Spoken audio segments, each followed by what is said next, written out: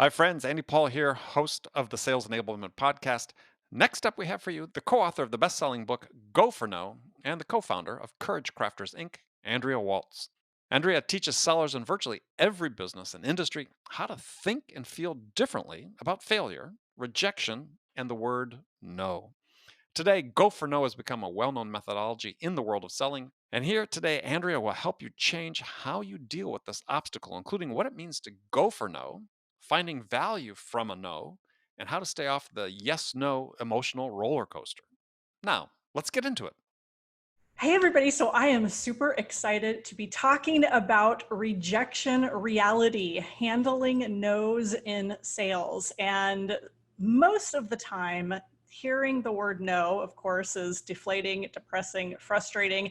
And it's the elephant in the room. It's the thing that we usually don't want to talk about, right? We kind of just say, yeah, the rejection's out there, we brush it under the rug, and then we move on. But I think now more than ever, the rejection reality is there are going to be a lot of no's out there. So how do we deal with this reality? How do we deal with this elephant in the room that doesn't get talked about?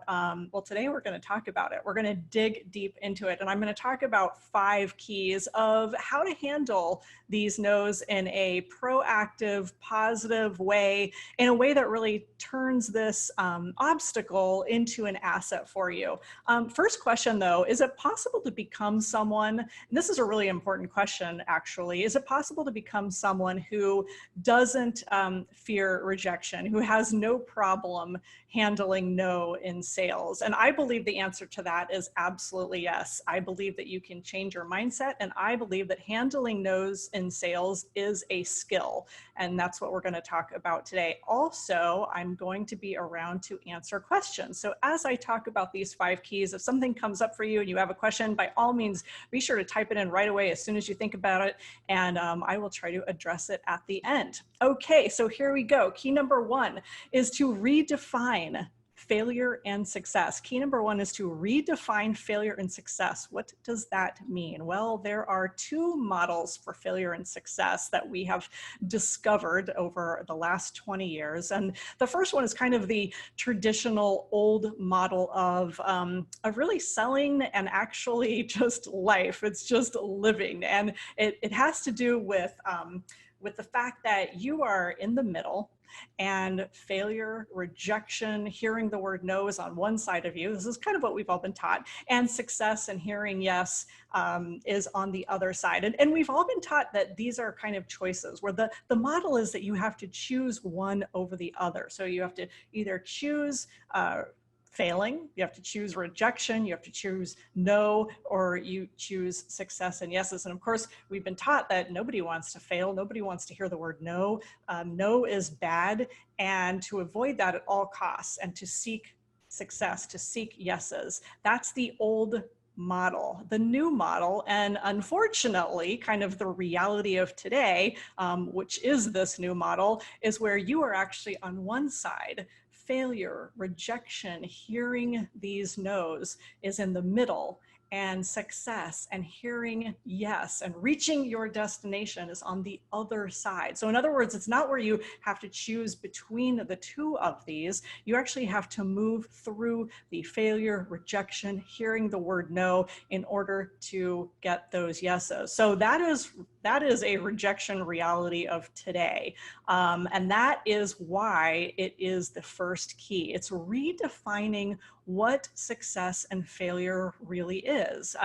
It's not that you can't be, that you want to hear the word no and that you hope to hear the word no, but it's really understanding that in today's world, no is part of the process. It's a stepping stone on the way to hearing yes. It's part of the process. And so you have to just right away, right off the bat, redefine in your head that if you get no's, if you're quote unquote failing, this is part of the old model where the answer is not to just decide, oh, I'm failing, I'm getting no, I'm doing something wrong, I need to avoid no. If you're adopting the new model, it's understanding that, hey, this is part of the new reality, and the no's are going to be part of that, and I need to move through them. So once you kind of have that redefined idea of failure and success and adopt this new model, um, then the next part of the process is really to start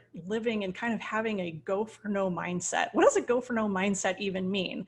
Well, in every business, in every industry, in every sales process, there are what we call go for no moments. This is a moment in the process where you have the opportunity to ask a question and hear either a yes or a no. We have these go for no moments all the time, right? And if you think about your process, think about what your process is, and think about the very, very beginning to maybe finding a qualified prospect and deciding what your plan is going to be to reach out to them, all the way to having a successful sale, closing, and asking your now happy customer, happy client if they know of anyone else who is in the market for the same product or service, right? Asking for a referral. And all throughout that process, there's opportunities to hear no's and hear yeses. And the more complex the sale, right, the more no's you have possibly to hear, the more stakeholders have to get involved, the more potential no's, the more offers that you make within that sale and things that you have to share, the more opportunities there are for no's. So the goal here in the new and then this new rejection reality is to maximize your go for no moments. To when you have the opportunity to hear the word no, it's to embrace that new failure model we just talked about, and don't run from the no's. Don't think that you're going in the wrong direction. Don't avoid those no's. Don't avoid that failure. It's to execute on those go for no moments. And that means to ask the question. That means to ask the question and see where that question leads you, and be willing to hear those no's in order to help your customer or your prospect come to a decision, yes or no. That is a really key part of dealing with rejection in a positive way. It's executing on every go for no moment opportunity that you have, instead of doing what sometimes we do, which is we talk ourselves out of those go for no moments. We don't execute on those go for no moments. We come up with excuses as to why this person will probably say no, why they're gonna turn you down. And so we make those assumptions in order to protect ourselves from having to hear those no's.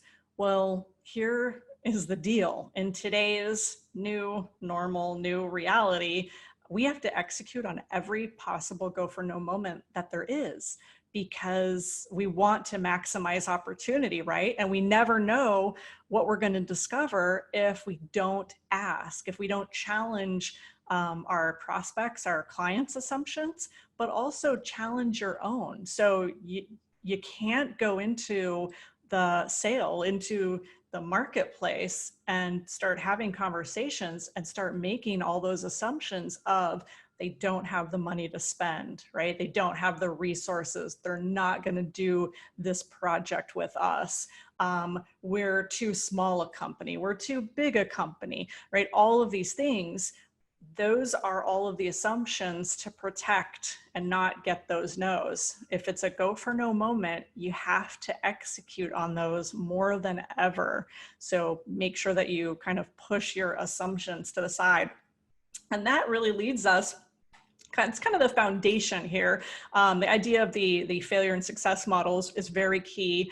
And understanding that overall, the idea is to execute on those go for no moments. Now let's talk a little bit, let's get a little bit more into mindset and how to deal with these go for no moments. Because it's one thing for me to just encourage you and to say, hey, you need to be going for no, you need to hear no more often, right? And execute on those moments. And you might say, yeah, Andrea, but that goes against everything that I've been taught, and it doesn't feel good, and I struggle with taking it personally or whatever. And I'd be curious what your thoughts are on this, actually. And if you have, remember, if you have a question, make sure that you type it in so I can address it.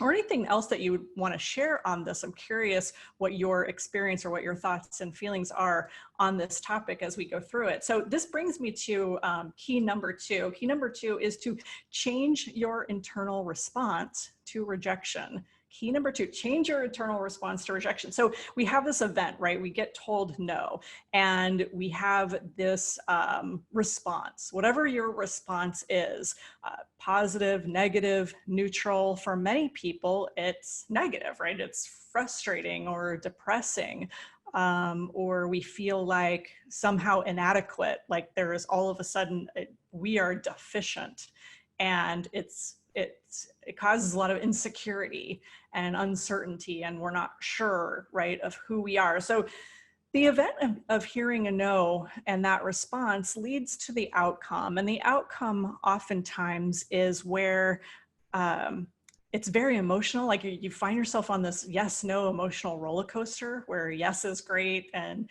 no's are horrible because, again, I hate to repeat myself here, but we've all been taught and trained to grow up that no's are horrible and we don't want to fail. So God forbid we don't want to do that, right? So we're dealing with this kind of programming.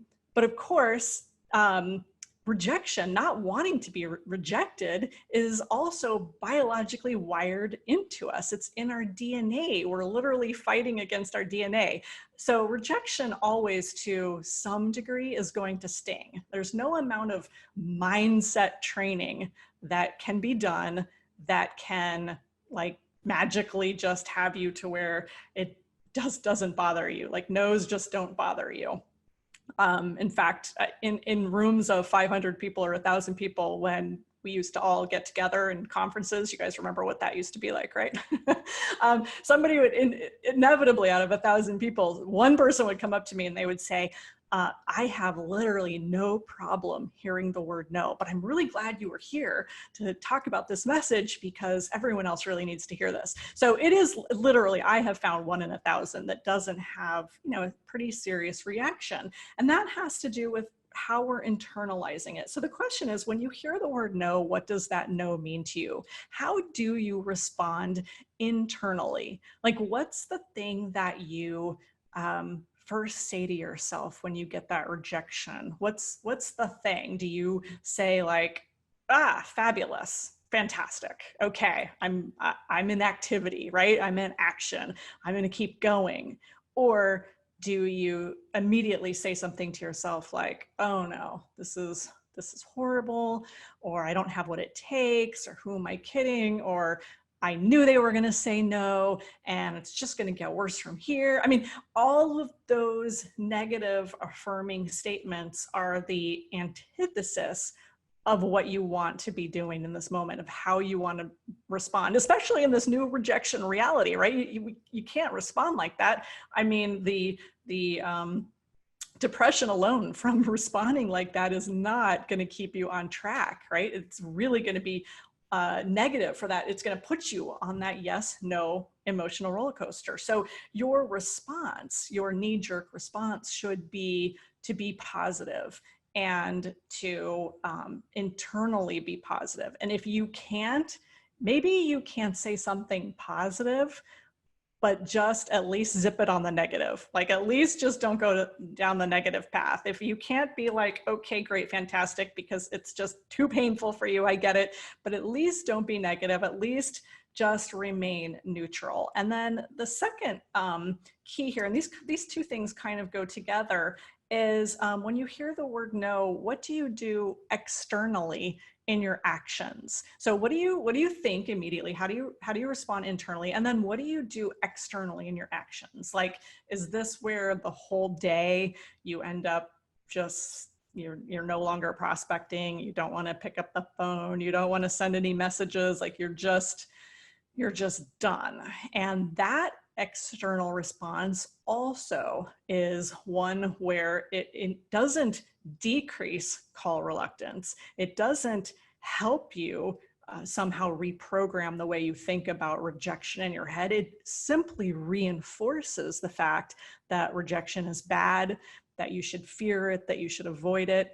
And so you slow down, and you stop for the day. That's your external response. So those two things, how you respond internally and externally, are huge in this moment. Those are the two things that we really need to change. And the first thing that I suggest when doing that is to when you get that no, is to immediately remember, remain positive, right? No negative self-talk. And then immediately think to yourself, say to yourself, and this is kind of my line. A lot of people, you can come up with your own kind of reinforcement line that keeps you on track. But my line is, what's the next step?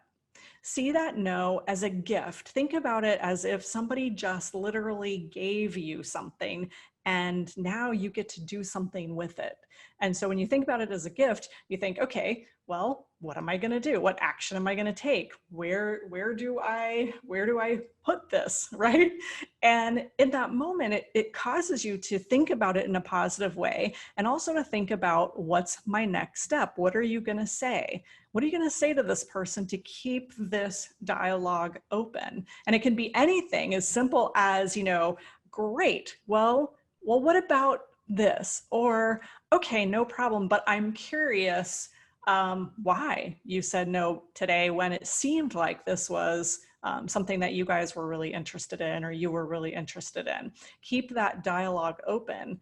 And that is a great way to really reprogram how you think, how you feel about that rejection. And oftentimes when you do that, you find that dread that you have, that anxiety, if you do suffer from any of that, if you do have a little fear, hesitation, and the no's tend to deflate you or depress you, when you think about what's my next step and you are prepared, then you can be so much more effective. And preparation has so much to do with this.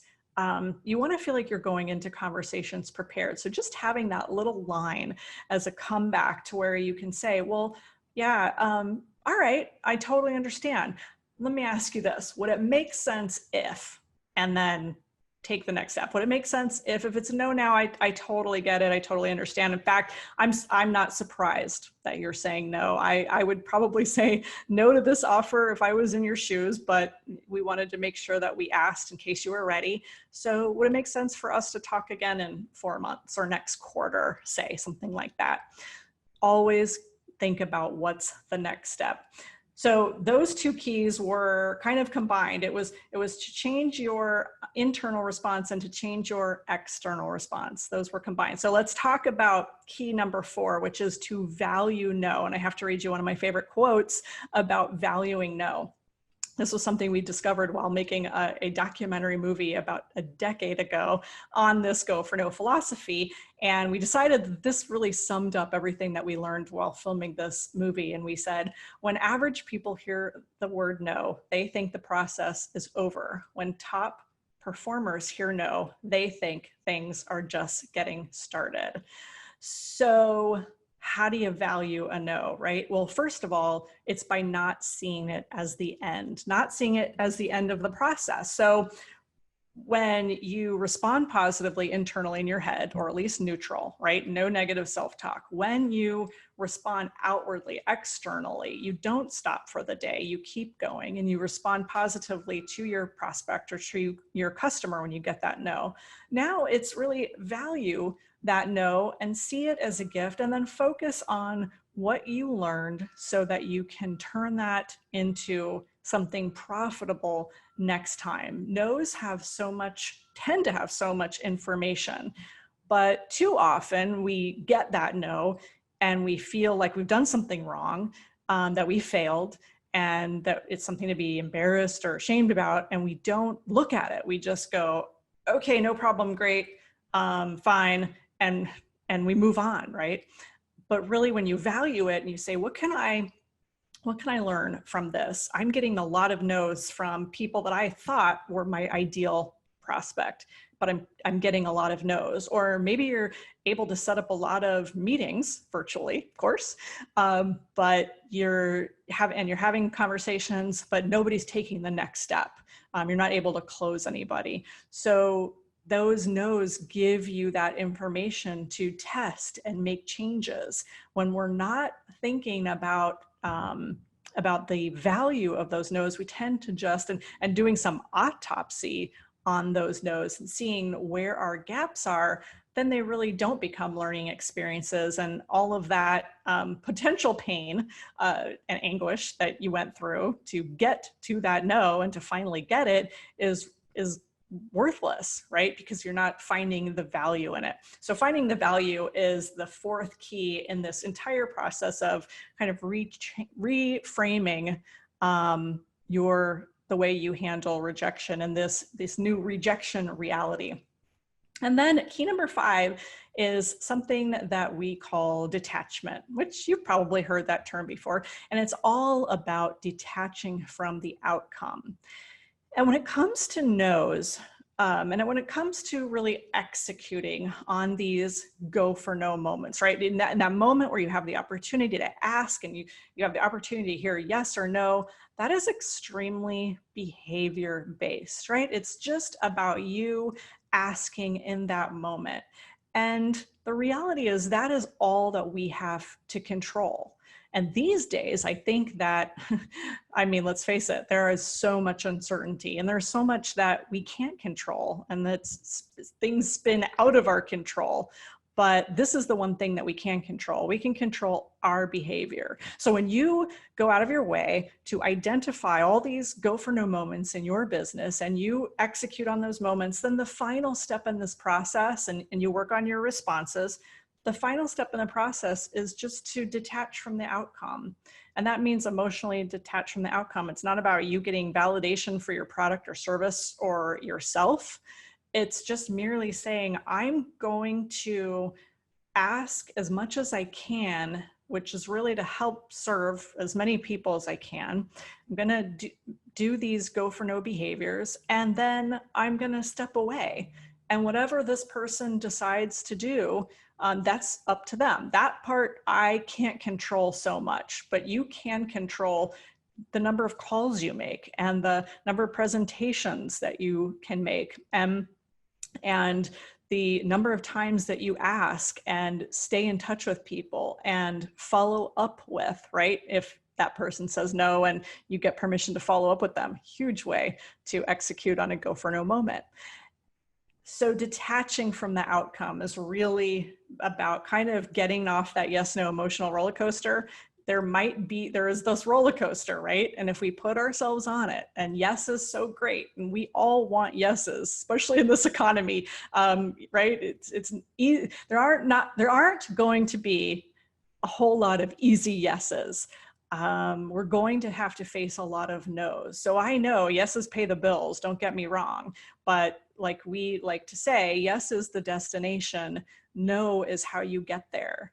No's are a part of that process. And in order to do that most effectively, in addition to redefining failure and success, changing your internal and external response, valuing no, detaching from the outcome is really the final piece where you say, I'm going to control what I can control, which is doing these behaviors, and then let the outcome be what it is, and then wake up the next day and just do it again. And that's how you can get control over your thoughts and feelings around rejection, and really kind of switch up the process to where it doesn't sting as much. And maybe at some point, someday in the future, long from now, perhaps, we will be at an event and I will be speaking, and you can walk up to me and say, I have no problem hearing the word no, but I'm glad you were here for all of these people, right?